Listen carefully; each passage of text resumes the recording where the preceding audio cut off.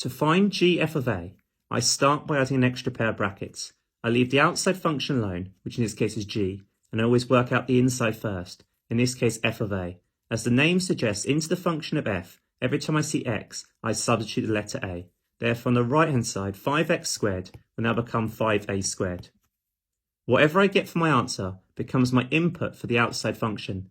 Therefore, into the function of g, every time I see x, I'm substituting 5a squared. So on the right, 9x squared will become 9 multiplied by x, which in this case is 5a squared, and I've still got the minus 1 on the end. Expanding 9 times 5a squared will give us 45a squared, and I've still got the minus 1 on the end.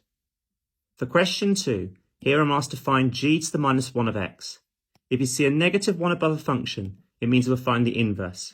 So in this case, I'm finding the inverse function for g. As I'm finding the inverse function for g, my first step is I can let y equals g of x.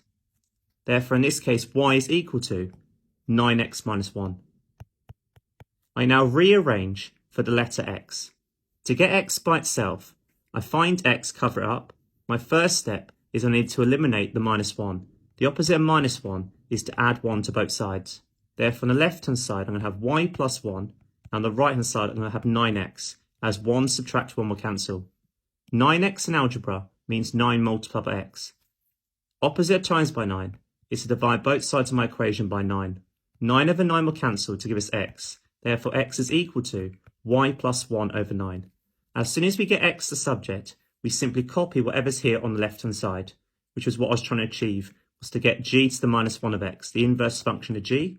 And every time I see the letter y, I change it to whatever's inside the bracket, which in this case is x.